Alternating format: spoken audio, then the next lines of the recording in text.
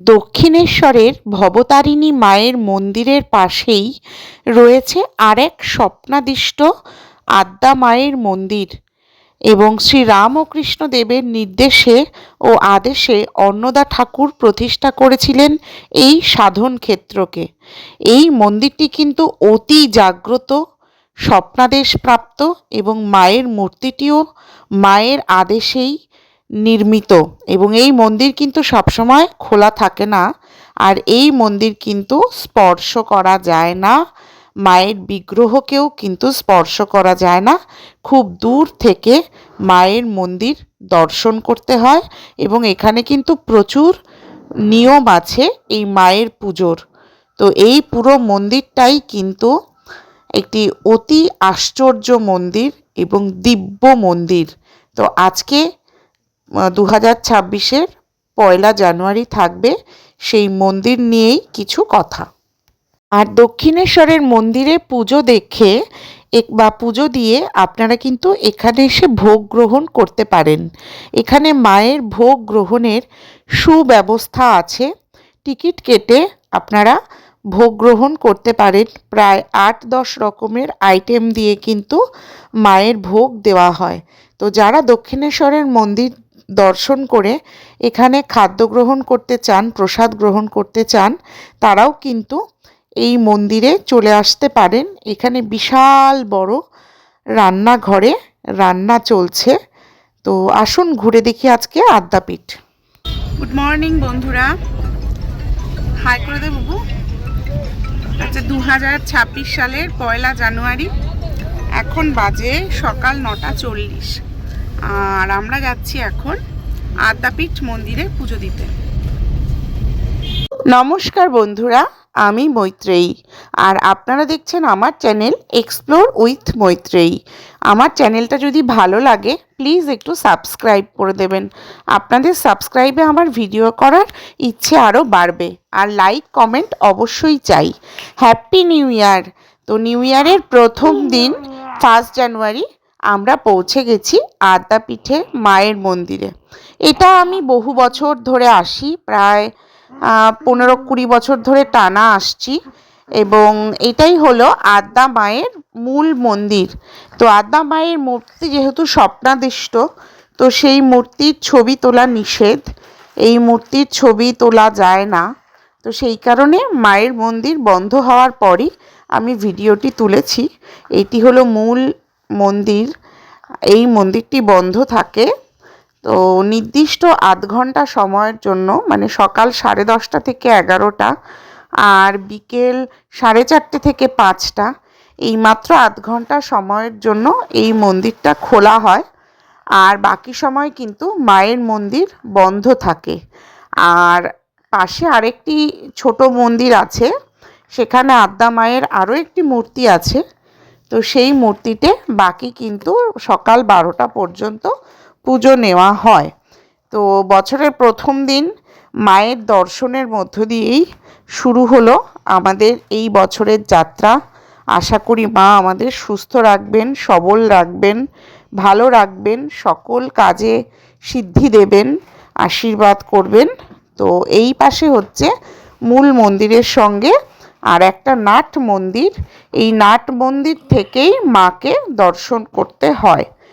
আর নিচে এখানে এই যে ধূপকাঠি মোমবাতি দেওয়ার জায়গা, এখান থেকেই মাকে ধূপকাঠি মোমবাতি অর্পণ করতে হয়।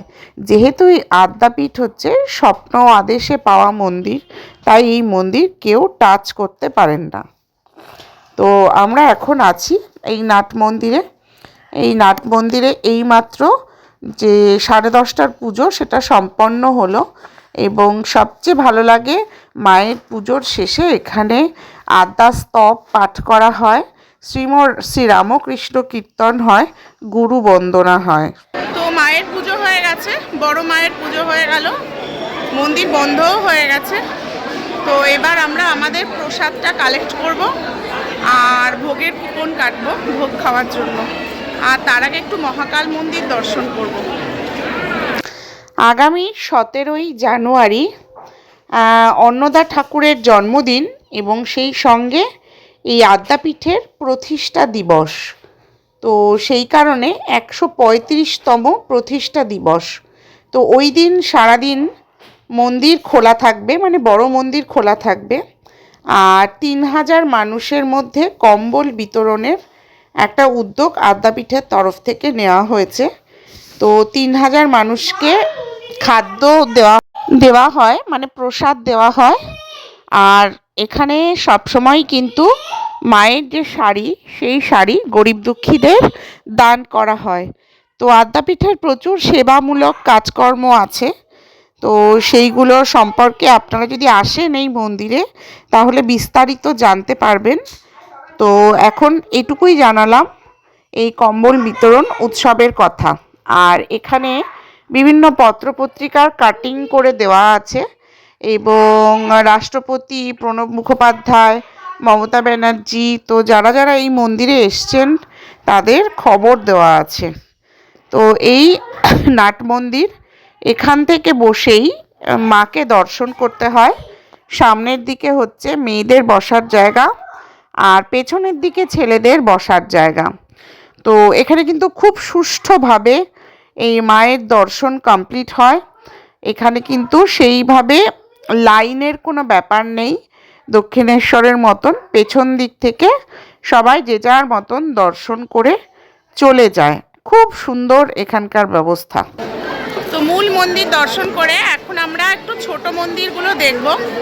এখানে 12টা শিব মন্দির আছে আর মায়ের একটা ছোট রূপ আছে, ছোট মা। এই যেটা দর্শন করলাম ইনি হলেন বড় মা, আর ছোট মায়ের মন্দির এখানেই আছে। তো আমরা সেই মন্দিরটা একটু দেখব এখন। সাধারণত বড় মায়ের মন্দির বন্ধ থাকলে এই মন্দিরে যে আদ্যা মা আছে সেই আদ্যা মায়ের কাছে কিন্তু পুজো হয় এবং এখানে ব্রাহ্মণ পুরোহিত থাকেন। তিনি মন্ত্র উচ্চারণ করে একদম আপনার নাম গোত্র দিয়ে খুব সুন্দর করেই পুজো করে দেন। আর এখানে 12টা শিব মন্দির আছে আর প্রতিটা মন্দিরের গায়ে কিন্তু এইভাবে আত্মীয় স্বজন তার মৃত আত্মীয়র উদ্দেশ্যে স্মৃতি তর্পণ করেছেন। পুরো আদ্যাপীঠ জুড়ে এরকম পুরো দেওয়াল লিখন আছে যেখানে তার মৃত আত্মার প্রতি শান্তি কামনায় পাথরে লেখা আছে। আর এই 100 মানে নানান রকমের এখানে লেখা আছে এগুলো। আর এই যে 12টা শিব আছেন মহাদেব, এখানে 6টি আছেন আর উল্টো দিকে 6টি আছেন। দক্ষিণেশ্বরের মতন এখানেও কিন্তু 12টা শিবলিঙ্গ আছে এবং তাতে চাইলে আপনারা জলও ঢালতে পারেন। আর একটা মন্দির আছে দক্ষিণেশ্বরের মতনই, এটা হচ্ছে নারায়ণ মন্দির। আর এই নারায়ণ মন্দিরের কিন্তু প্রতিদিন নারায়ণের সেবা হয়। দক্ষিণেশ্বরের যে নারায়ণ মন্দির আছে সেই মন্দিরের মতো একইভাবে এখানেও নারায়ণ মন্দির রয়েছে এবং নারায়ণ সঙ্গে লক্ষ্মী, বজরংবলী এবং আরও নানান দেব দেবীরা এখানে রয়েছেন এবং এখানে লক্ষ্মী নারায়ণ নিত্য সেবা পান। তো আমরা নারায়ণ মন্দির দেখে এবার বেরিয়ে আসছি এবং আমাদের এই যে মন্দিরগুলো, এই সমস্ত মন্দিরগুলোর সঙ্গেই শ্রীরামকৃষ্ণ দেবের স্মৃতি জড়িয়ে আছে। কারণ শ্রীরামকৃষ্ণ দেবের আজ্ঞায়, আদেশে, নির্দেশে অন্নদা ঠাকুর এই আদ্যাপীঠ প্রতিষ্ঠা করেছিলেন। অন্নদা ঠাকুর রামকৃষ্ণ দেবের শিষ্যদের মধ্যে একজন অন্যতম শিষ্য ছিলেন এবং তিনিও মায়ের ভক্ত ছিলেন এবং অলৌকিক শক্তি সম্পন্ন ছিলেন।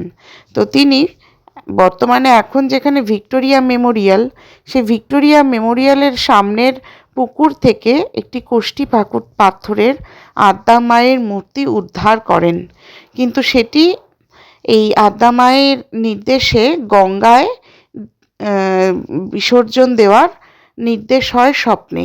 তো সেটা প্রথমে স্বপ্নে এই নির্দেশ পেয়েও অন্নদা ঠাকুর সেটা বিসর্জন না দেওয়ায় বেশ ক্ষতি হচ্ছিল।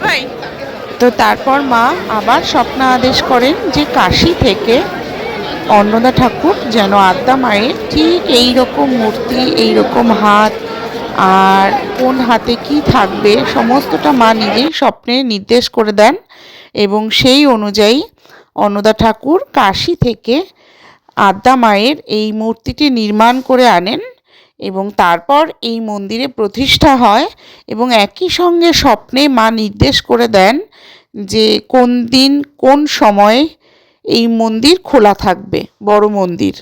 তো সেই অনুযায়ী আজও একইভাবে ওই সকালবেলা ০.৫ ঘন্টার জন্য এবং বিকেলবেলা ০.৫ ঘন্টার জন্য মায়ের দর্শন হয়। বাকি সময় কিন্তু মায়ের মন্দিরের দরজা বন্ধ থাকে। তাই এই মন্দিরটা হলো স্বপ্ন আদেশ পাওয়া মন্দির এবং এই মন্দিরের সমস্ত নিয়ম কানুন কিন্তু মা নিজেই ঠিক করে দিয়েছেন। তো এটা অনেকেই জানেন না, ফলত অনেকেই নানান রকম প্রশ্ন করেন যে কেন এই মন্দিরের দরজা বন্ধ, কেন আসলে মায়ের দর্শন পাওয়া যায় না। তো সেই জন্য আপনারা একটু এই মন্দিরের ব্যাপারে বিস্তারিত জেনে নেবেন। আর এই মন্দির কিন্তু কেউ স্পর্শ করতে পারে না, মায়ের এই মন্দির কেউ স্পর্শ করতে পারে না। এই মায়ের দর্শন কিন্তু দূর থেকেই হয়। তো শুধু এই জায়গাটায় মায়ের মন্দির স্পর্শ করা যায়।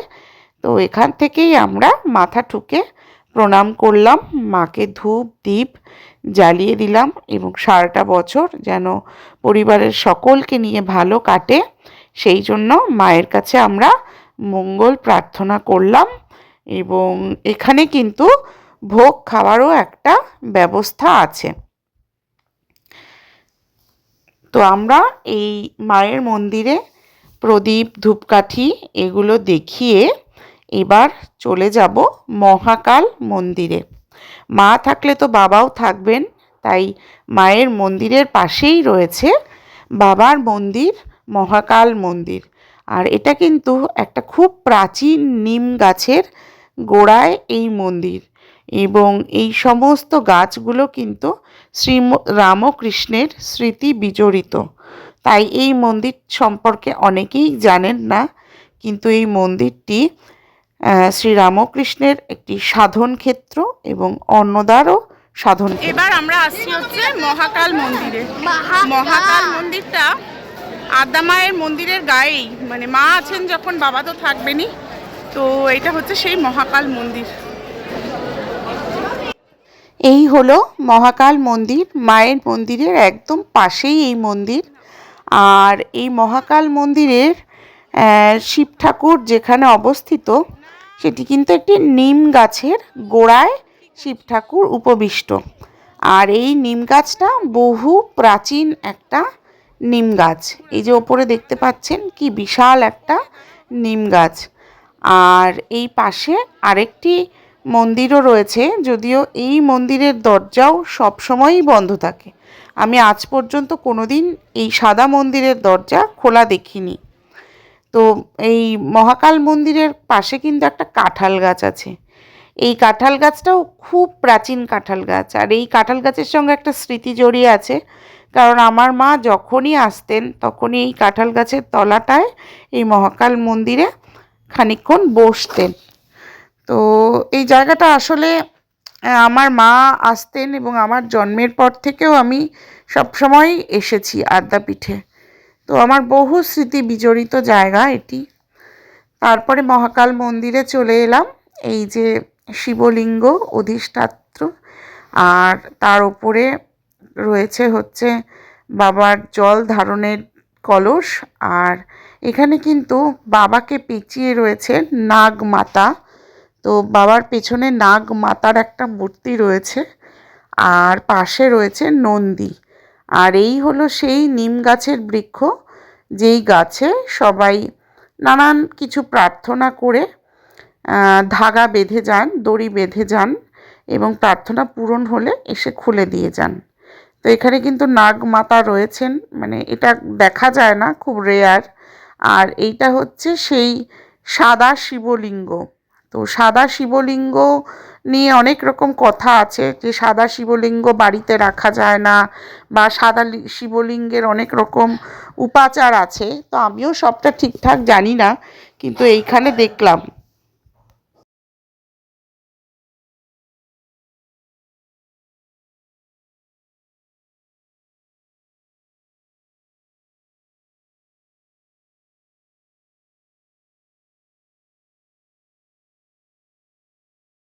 তো মহাকাল মন্দিরে পুজো দিয়ে দিয়েছি, বাবার কাছে একটু বসলামও। তো তারপরে এখন আমরা আমাদের প্রসাদটা সংগ্রহ করে নেব। নতুন বছর শুরু হয়েছে, তাই আদ্যা মায়ের ছবিসহ ক্যালেন্ডার, আদ্যা মায়ের ডায়েরি আর আদ্যা মায়ের বই কিন্তু এখান থেকে বিক্রি হয়। তো চাইলে আপনারা এগুলো নিতেও পারেন। তো এখন আমরা টিকিট কেটে নিয়েছি, কেটে বেশ বড়ই ভোগের লাইন। তো এটা হচ্ছে বাচ্চাদের টিকিট, এটা হচ্ছে হাফ টিকিট 40 টাকা, আর ফুল টিকিট হচ্ছে 80 টাকা, মানে পার হেড 80 টাকা করে। তো আমরা এখন চলে যাব ভোগের কাউন্টারে। টিকিট কেটে নিয়েছি, 11:30 থেকেই এখানে চালু হয়ে যায় খাবার। তো আমরা এখন যাব খেতে।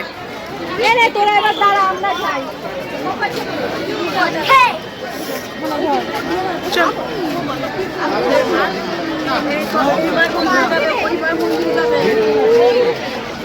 এইদিকে আসো। তো এই রাস্তা দিয়ে আমরা যাচ্ছি হচ্ছে ভোগ গ্রহণের যে গৃহ আছে সেই গৃহের দিকে।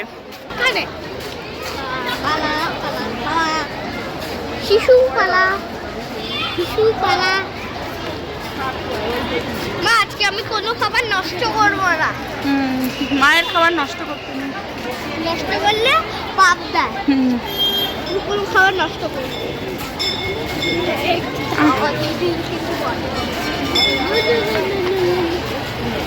এই হচ্ছে অন্ন গ্রহণের হল ঘর, মানে ভোগ প্রসাদ বিতরণের জায়গা। তো এইখানেও ভীষণ সিস্টেমেটিক, ভেতরে প্রায় একসঙ্গে কয়েক হাজার মানুষ বসে খেতে পারেন, আর সেই সঙ্গে জলেরও সুব্যবস্থা রয়েছে। আর পেছনেই হলো রান্নাঘর। এই যে এই রান্নাঘর থেকে এইরকম বড় বড় বালতি ভর্তি করে খিচুড়ি তরকারি যাচ্ছে ভোগের কাউন্টারে।